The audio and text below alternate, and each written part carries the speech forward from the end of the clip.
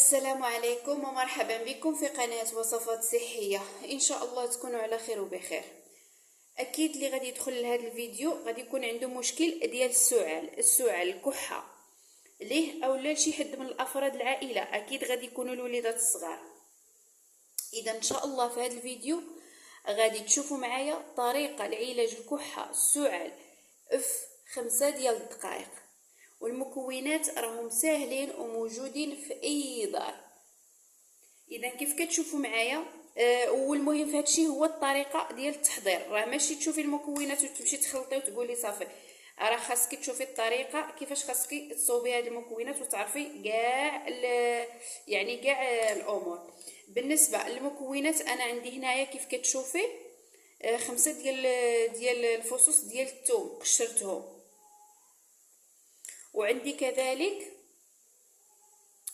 القرنفل، عود النوار، وعندي زيت الزيتون طبيعيه، ضروري تكون زيت الزيتون طبيعيه، يعني ما يمكنلكيش تستعملي اي نوع اخر من الزيت الا كانت زيت الزيتون طبيعيه. فبالنسبه لطريقه الاستعمال يعني هذا المكون هذا شنو غادي ديري له، غادي نحاول ما نطولش عليكم ان شاء الله في هذا الفيديو. غادي نخلطوا هاد المكونات. اكيد غادي نجيبوا واحد القرعه، تكون عندك شي قرعه زجاجيه ولا بلاستيك ماشي مشكل، المهم واحد القرعه تكون نظيفه تغسليها مزيان، وغادي تجيبي فصوص الثوم تنقيهم والقليل من القرنفل وزيت الزيتون. بالنسبه لهاد الثومه ما غاديش توضعي يعني سنان في هكا تحطيهم في الزيت، اكيد غادي تقطعيهم بهذه الطريقه هذه.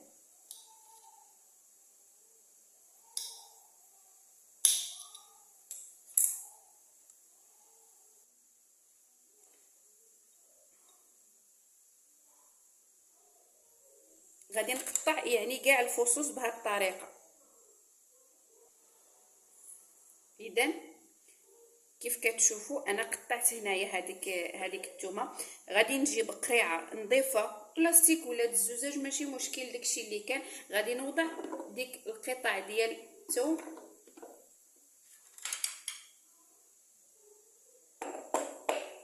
بالنسبه للكميه ديال الثوم 4 الفصوص راهم كافيين، غير هو خاصك تقطعيهم يعني قطع صغارين باش ديك المكونات اللي كتكون في الثوم لداخل تخرج. راه كتشوفوا ملي كتقطعوها كتطلق ديك الماده لزجه. هي الثوم راها في حد ذاتها انتيبيوتيك.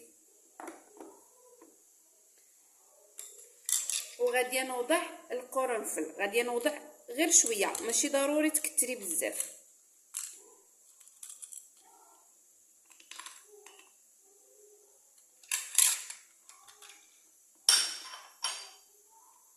والان غادي نوضع زيت الزيتون الطبيعي.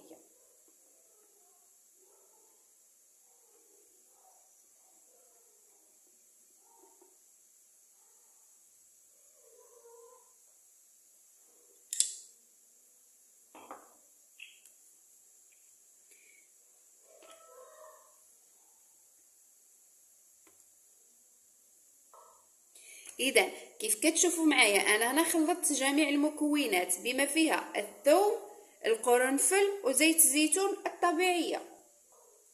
بالنسبه لطريقه الاستعمال ما غاديش تستعمليه دابا، يعني هذا مازال ما راهش واجد، يعني خاصك تخليه لمده ديال 4 سوايع 5 سوايع على الاقل باش تستعمليه.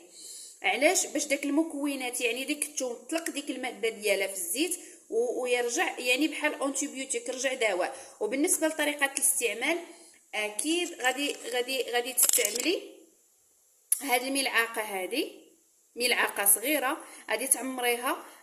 كانت عندك بنتك ولا ولدك مريض يعني بالنسبه للسن سنه ما فوق راه ما عنده حتى شي تاثير وما عندك مناش تخافي. بالنسبه للكبار ملعقه كبيره، بالنسبه للصغار كتعطي غير ملعقه صغيره بهذا القياس هذا، ملعقه ديال القهوه. قبل النوم لمده نصف ساعه، ماشي حتى يدخلوا الوليدات للفراش عاد تمشي تعطيلو. عطيلو المده ديال 30 دقيقه قبل، يعني باش في الليل ما يبقاش كيكح، حيت الكحه كتجهاد بالليل وكيبداو يكحوا بزاف بالليل ما كيقدروش ينعسوا. خاصك تعطي 30 دقيقه قبل ملعقه بهذا القياس هذا. وواحد الحاجه اللي بغيت نشير ليها كذلك، ماشي تعطي غير مره واحده وتقولي صافي بركه، غادي تعطي هاد الليله وغدا لمده ديال الاسبوع. واخا تشوفي الكحه ملي غادي تعطي يعني المره الاولى غادي تشوفي الكحه مشات، هاد الليله راه مشات الكحه، ما غاديش يكح ولدك ولا بنتك، ولكن لا غد ليه واخا ما يكونش فيه الكحه غادي تعاودي تعطيله ملعقه قبل ما ينعس.